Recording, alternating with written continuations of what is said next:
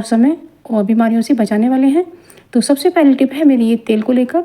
ये जो सरसों का तेल होता है तो क्या होता है, इसमें कड़वापन होता है, इसे कड़वा तेल भी कहा जाता है। तो इसे आप कढ़ाई में डाल करके पका लीजिएगा और इसमें हमें डालना है तुलसी दल के पत्ते। जब हम ठाकुर जी के चरणों में तुलसी दल अर्पित करते हैं वो सूख जाती है तो उसी तुलसी दल को भी इसमें डाल सकते हैं। और ये मैंने थोड़ी सी हींग ऐड की है। तो इससे क्या होता है कि जो तेल में कड़वेपन की स्मेल होती है वो सब निकल जाती है और तेल एक खुशबूदार बढ़िया सा बन जाता है। तो इसलिए मैंने इसको इस तरह से पकाया है। तो इससे आप देखेंगे कि जो आपका तेल है ना, तो उसमें हींग और तुलसी दल की ऐसी खुशबू हो जाएगी कि वो जो कड़वापन है सब निकल जाएगा, उसका पता भी नहीं चलेगा। और इस तरह से हमें तेल को पका के रखना है। आप चाहें तो इसमें एक पूरी भी बना सकते हैं और अच्छी तरह से पक जाता है। तो इस तरह से मैं अपने तेल को पका रही हूँ। तो तेल अब हमारा पक करके तैयार है। बस इस तेल को मैं ठंडा करके छान कर भी रख सकती हूँ। और मैंने तो इसको ऐसे ही पलट लिया है एक साफ़ और स्टील के डब्बे में। तो ये जब तुलसी दल और हींग पड़ी रहेगी तो इससे हमारा जो तेल है वो बहुत अच्छा बना रहेगा, पसंद आएगा। अब अगली ट्रिक आती है मेरी सफाई को लेकर। आजकल बरसात का मौसम है और बैक्टीरिया पनपने लगा है। तो इसलिए हमें पानी में नमक डालना है। नमक से बैक्टीरिया मर जाता है और नेगेटिविटी भी हटाता है। तो हमें लेना है डेटॉल का हैंड सैनिटाइज़र। तो फ्रेंड मेरे घर में सैनिटाइज़र रखा हुआ था, मैंने इसलिए इसे डाला है। यदि आपके पास डेटॉल हो तो आप वो भी डाल सकते हैं। तो इस तरीके से मैंने 4-5 बूंद इसकी भी डाली है और इसे मिला करके इसमें मैं पोंछा लगाऊंगी। और इससे जो हमारा फर्श है वो बिल्कुल साफ़ सुथरा बना रहेगा, बैक्टीरिया रहित हो जाएगा। तो इस तरीके से यदि हम बैठकर पोंछा जब लगाते हैं तो काफ़ी समय लग जाता है और हमारी कमर में भी दर्द होने लगता है। एक तो समस्या आ जाती है जब ऑपरेशन वगैरह हो जाता है तो गड़बड़ नहीं बैठा जाता है। तो हमें वाइपर पे इस तरह से लपेट करके कपड़े को हमें क्लिप लगा लेना है और हमें इससे खड़े होकर पोंछा लगाना है। और हमारा जो पोंछा है वो तेज़ी से लगेगा और हमारा काम जल्दी हो जाएगा।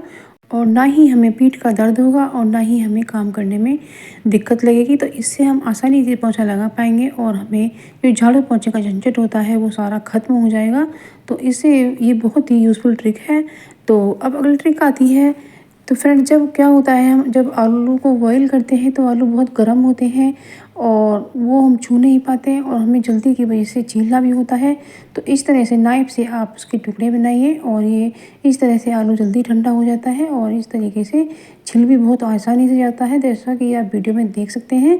तो इस तरीके से फ्रेंड्स आप कर सकते हैं। तो इससे आलू जल्दी ठंडा हो जाएगा और आपका काम भी जल्दी हो जाएगा और हाथ भी आपका नहीं जलेगा। तो इस तरीके से आप आलू को छील सकते हैं। तो फ्रेंड्स आप मेरे चैनल पर नए हैं तो मेरे चैनल को सब्सक्राइब कीजिएगा और मेरी वीडियो को लाइक शेयर कमेंट कीजिएगा। और मुझे कमेंट सेक्शन में ज़रूर से लिख कर भेजिएगा कि आप मेरी वीडियो दुनिया के किस जगह से देख रहे हैं। मुझे ये पढ़कर बहुत ही अच्छा लगेगा और बहुत ही अच्छा महसूस करूँगी। तो अब अगली ट्रिक आती है। तो फ्रेंड जब क्या होता है, हम जब आलू को बॉईल करते हैं तो आलू बहुत गर्म होते हैं और वो हम छू नहीं पाते हैं और हमें जल्दी की वजह से छीलना भी होता है। तो इस तरह से नाइफ से आप उसके टुकड़े बनाइए और ये इस तरह से आलू जल्दी ठंडा हो जाता है और इस तरीके से छिल भी बहुत आसानी से जाता है, जैसा कि आप वीडियो में देख सकते हैं। तो इस तरीके से फ्रेंड्स आप कर सकते हैं। तो इससे आलू जल्दी ठंडा हो जाएगा और आपका काम भी जल्दी हो जाएगा और हाथ भी आपका नहीं जलेगा। तो इस तरीके से आप आलू को छील सकते हैं। तो फ्रेंड्स आप मेरे चैनल पर नए हैं तो मेरे चैनल को सब्सक्राइब कीजिएगा और मेरी वीडियो को लाइक शेयर कमेंट कीजिएगा। और मुझे कमेंट सेक्शन में ज़रूर से लिख कर भेजिएगा कि आप मेरी वीडियो दुनिया के किस जगह से देख रहे हैं। मुझे ये पढ़कर बहुत ही अच्छा लगेगा और बहुत ही अच्छा महसूस करूँगी। अब अगली ट्रिक आती है हमारी जो किचन टॉवल होता है उसको लेकर। तो आजकल बरसात का मौसम है और नमी भरा मौसम है तो किचन टॉवल में महक हो जाती है और बैक्टीरिया पनप जाता है। तो इसलिए हमें इसको विम की साबुन से साफ़ करना है या आप कोई भी साबुन ले सकते हैं। और इस तरह से हमें किचन टॉवल को अच्छे से साफ़ करना है और उसकी सफाई का हमें विशेष ध्यान रखना है। और हमें दिन में इसे 2 बार तो ज़रूर से साबुन से धोना ही है। तो इस तरीके से आप इसे धोएं। और ये टॉवल मैंने बड़े टॉवल में से काट कर के बनाया है। तो फ्रेंड्स आप देख सकते हैं कि एक साइड से जब मैंने इसी किनारे को नहीं मोड़ा है तो उसमें से तार निकल रहे हैं। तो जैसा कि आप वीडियो में देख सकते हैं हमें खूब अच्छे से इसे धोना है और साफ़ करना है। और इसके लिए यदि आप चाहें तो थोड़ा डेटॉल के पानी में भी डाल सकते हैं और इस तरीके से इसको मोड़कर हमें सिल लेना है। तो इससे हमारा छोटा टॉवल बन जाता है। और इस तरीके से मैंने इसे अच्छे से धोया है। आप भी फ्रेंड्स अपने किचन टॉवल का ध्यान रखिएगा। ये अगली ट्रिक आती है लाइटर को लेकर। क्या होता है फ्रेंड्स, जो हमारा लाइटर होता है इसके ऊपर गंदगी जमा हो जाती है। कभी आटा लग जाता है, कभी दाल लग जाती है, या कभी कुछ भी इसमें लग जाता है, कभी इसके अंदर ही चावल वगैरह फंस जाता है। तो इस तरीके से हमें गैस पर इसे हल्का सा गर्म करना है और इसे ज़्यादा नहीं करना है, 5-10 सेकंड के लिए ही करना है। और चाकू से इस तरह से हमें खुरच देना है जिससे इसके ऊपर जो गंदगी जमा हुई है वो निकल जाए। तो इस तरह से जब हम रोज़ साफ़ सफाई करेंगे तो हमारा जो लाइटर है वो ज़्यादा चलेगा। तो इस तरीके से आप देख सकते हैं फ्रेंड्स कितनी गंदगी इस पर से निकल कर आ रही है। और इसी तरीके से यदि हम सफाई ना करें तो बहुत मोटी परत जम जाती है और हमारा लाइटर चॉप हो जाता है, वो चलना बंद हो जाता है और चिंगारी भी नहीं निकालता है। और हमें इस तरीके का नोक वाला चाकू लेना है और इसके होल में चाकू को डाल डाल करके गंदगी निकालनी है। इस तरीके से इन्हें खोलना है तो इसमें जो परत जम जाती है वो निकलती रहती है। तो फिर लाइटर हमारा ज़्यादा चलता है और हमें परेशानी भी नहीं होती है। तो जो इसके अंदर है, इसके अंदर से भी हमें चाकू की नोक डाल करके गंदगी निकालनी है। तो आप देख सकते हैं फ्रेंड्स कितनी गंदगी निकल कर आई है। अभी इसमें गंदगी और निकलेगी, उसे भी मैं निकाल लेती हूँ। तो फ्रेंड्स इस तरीके से आप अपने लाइटर को साफ़ करके रखिएगा। ये बहुत यूज़फुल सी ट्रिक है। होता है मिरर कभी कभी इतना गंदा हो जाता है कि वो कपड़े से साफ़ नहीं हो पाता है। तो इसके लिए हम लेंगे एक आलू और आलू से हमें मिरर को साफ़ करना है। तो आप देख सकते हैं कि इसको हमें एक पीलर से इसे पील करना है और इस तरह से पील करने के बाद में तो इस तरह से जो छिलका निकलता है इस छिलके से ही हमें मिरर को साफ़ करना है, क्योंकि आलू के अंदर कुछ ऐसी चीज़ें होती हैं जो अच्छी से क्लीन करता है।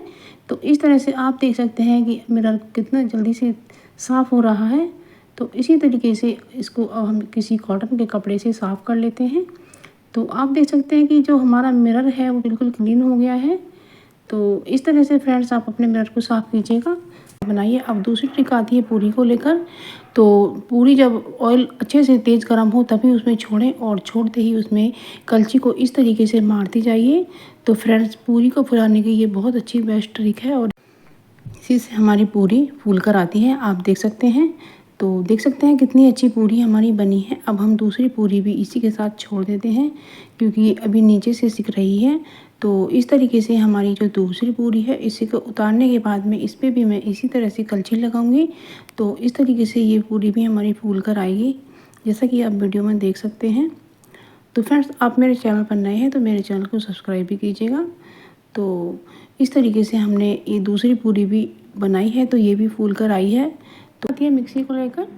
तो क्या होता है फ्रेंड्स, जो हमारी मिक्सी होती है उसके ऊपर तेल गिर जाता है या फिर चिकनाई के हाथ लग जाते हैं। तो उसको साफ़ करने के लिए हमें लेना है टैल्कम पाउडर, और पाउडर आप कोई भी कंपनी का ले सकते हैं। तो इस तरीके से हम मिक्सी को साफ़ करेंगे, क्योंकि इसको पानी से तो साफ़ किया नहीं जाता है क्योंकि इसके ये इलेक्ट्रॉनिक चीज़ है तो इसलिए ख़राब होने का खतरा रहता है। तो इसलिए हम इसे सूखा ही साफ़ कर लेते हैं।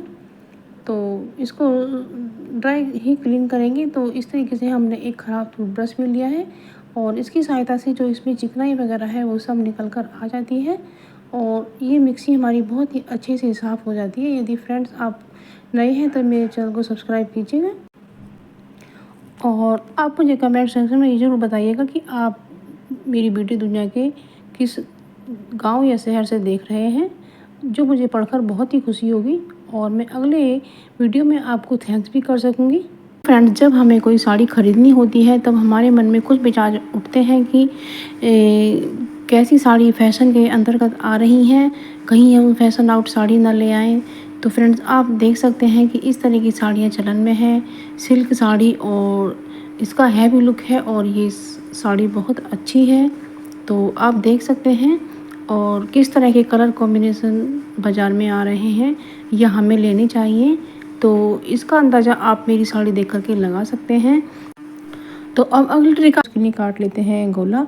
तो आप देख सकते हैं गोले को मैंने जो आलू छीलने वाला चाकू होता है उस तरह से इसे चिप्स निकाले हैं और बस इस गोले को मैं खीर में डाल देती हूँ, क्योंकि ये अभी आधी बनी थी उसमें डाल दिया मैंने और अब मैंने इसके अंदर चीनी भी ऐड कर दी है। तो इस तरीके से हमारा जो खीर है वो तैयार हो गई है। अगली ट्रिक आती है हमारी, जो हमारा टूथब्रश होता है ख़राब वाला और ये ब्लेड हमारे ख़राब पड़े होते हैं तो इसको हमें तोड़ लेना है। तो इसे हमने 2 पार्ट में इस तरह से तोड़ लिया है और इसको हमने ब्रश के अंदर फंसा लिया है। तो फ्रेंड्स, इसका भी हम एक टूल बनाकर तैयार कर रहे हैं। ये बहुत ही काम की चीज़ है। कभी कभी क्या होता है, हमें कागज़ काटना होता है और हमें कैंची नहीं मिल पाती है, तो आप इस तरीके से कागज़ को फाड़ सकती हैं। कितनी ही आसानी से हमारा कागज़ कटकर तैयार हो गया है। तो कितनी यूज़फुल ट्रिक है ये, आपको बहुत ही काम आएगी और आपको पसंद भी बहुत आएगी, क्योंकि कभी कभी कागज़ हम अंदाज़ से फाड़ते हैं तो वो गलत फट जाता है। तो आप इस तरह से ये एक टूल बनाकर तैयार करके रख सकती हैं। ये बहुत ही काम आता है। तो फ्रेंड्स, जब आपको कुछ ऐसी किचन टिप्स मिल जाती हैं जो आपके काम को आसान करें और आपके समय की बचत करें, तो कितना अच्छा होता है और उसमें खर्चा भी कुछ नहीं आता है। तो बहुत अच्छा होता है और आप अपने समय की और पैसे की भी बचत कर पाती हैं और कुछ समय अपने लिए भी निकाल पाती हैं। तो कितना अच्छा होता है। तो फ्रेंड्स, मैं रोज़ नई नई वीडियो लेकर आती रहती हूँ, आप देखते रहिएगा। तब तक के लिए bye. Thank you for watching.